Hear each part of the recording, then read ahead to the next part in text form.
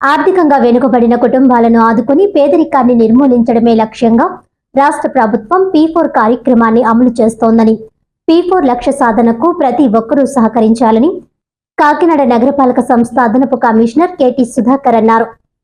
Kakinada smart city కార్యాలయ సమావేశపు హాల్లో P4 పై సచివాలయ సెక్రటరీలకు శిక్షణ కార్యక్రమాన్ని అదనపు కమిషనర్ KT సుధాకర్ ప్రారంభించారు. ఈ సందర్భంగా ఆయన మాట్లాడుతూ అత్యంత వెనుకబడిన కుటుంబాలను ఆదుకోవడానికి, ఆర్థికంగా పునరుద్ధరించడానికి P4 కార్యక్రమం ఏర్పాటు చేయడం జరిగిందన్నారు. 3000 మంది మార్గదర్శులుగా గుర్తించామని, 6000 పైబడి బంగారు కుటుంబాలను దత్తత తీసుకోవడం జరుగుతుందన్నారు. ఆ కుటుంబాలకు నేరుగా మార్గనిర్దేశం, ఆర్థిక సహాయం, ఉద్యోగ అవకాశాలను కల్పించడమే లక్ష్యమని తెలిపారు. ఈ కార్యక్రమంలో TPRO Shailaja, CPO Trinatha Rao, P Venkat తదితరులు పాల్గొన్నారు.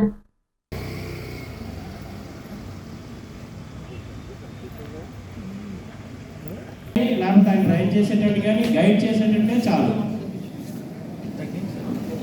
సరే ఆ డేటా ఇంకా రిమూవ్ చేయాలి.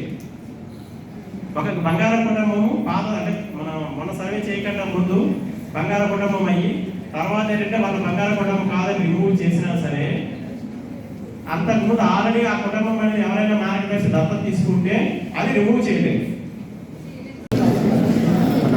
ప్రభుత్వ ఆదేశాలు మరియు జిల్లా కలెక్టర్ గారి ఆదేశాల మేరకు P4 కింద మనకు GSWS వాళ్ళని కూడా స్టాఫ్ను కూడా ఇన్వాల్వ్ చేయమని చెప్పేసి మనకు సూచనలు ఉన్నాయి. కాబట్టి ఇచ్చినటువంటి ఇన్స్ట్రక్షన్స్ ప్రకారంగా ఈ రోజున మనము GSWS స్టాఫ్ ఎవరైతే మన సెక్రటరీ స్టాఫ్ ఉన్నారో వాళ్ళందరూ కూడా ఈ P4 పాలసీ కింద ఎవరు బాధ్యతలు ఏంటి, ఎవరేం చేయాలి, తర్వాత ఆ P4 ఎన్రోల్మెంట్ ఏ విధంగా చేయాలి, తర్వాత ఆ P4కు సంబంధించిన బంగారు కుటుంబాలు, తర్వాత అడాప్షన్ చేసుకున్నటువంటి వారికి మనం ఏ విధంగా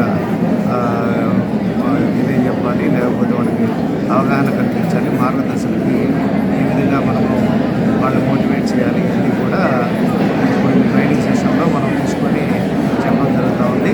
ఈ ట్రైనింగ్ అయిన అనంతరము మన యొక్క అర్బన్ కాన్స్టిట్యున్సీకి సంబంధించి 100% మన P4 పాలసీ కింద ఈ యొక్క P4 ప్రోగ్రాంలు సక్సెస్ఫుల్గా చేయడానికి చర్యలు తీసుకునబడుతూ ఉన్నాయి. దీనిలో భాగంగా ఇప్పటివరకే మనకు దాదాపు 3000 మంది దాకా మనకు మార్గదర్శుల్ని మనం ఐడెంటిఫై చేయడం జరిగింది. దాంట్లో 2500 మందిని ఆల్రెడీ మ్యాపింగ్ చేయడం జరిగింది. రిమైనింగ్ 500 కూడా మనము మ్యాపింగ్ చేయడానికి చర్యలు తీసుకుంటూ ఉన్నాం. కాబట్టి ఈ మార్గదర్శులు ఏం చేయాలి ఏందనేది ఈ P4 పాలసీలో వాళ్ళ ద్వారా ఏం చేయించాలి, GSWS స్టాఫ్ అయినటువంటి మన సెక్రటరీ స్టాఫ్ వారు ఎలాంటి బాధ్యతను నిర్వర్తించాలి అనేది ఈ యొక్క ట్రైనింగ్ సెషన్ యొక్క ముఖ్య ఉద్దేశం. వార్తలను ముఖ్యాంశాలు మరోసారి.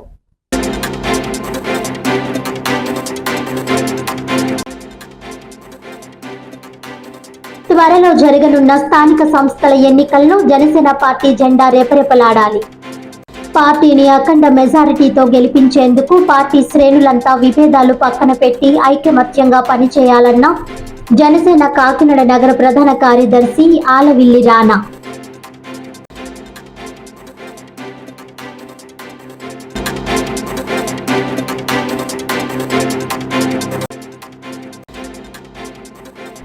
కాకినాడలో ఘనంగా AP anganwadi workers and helpers union 9వ కాకినాడ జిల్లా మహాసభ.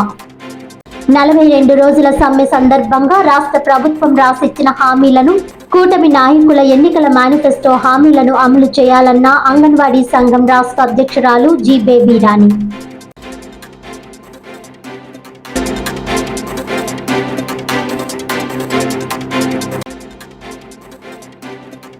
ఆర్థికంగా వెనుకబడిన కుటుంబాలను ఆదుకొని పేదరికాన్ని నిర్మూలించడమే P4 కార్యక్రమం లక్ష్యం. P4 లక్ష్య సాధనకు ప్రతి ఒక్కరూ సహకరించాలన్న కాకినాడ నగరపాలక సంస్థ అదనపు కమిషనర్ KT సుధాకర్.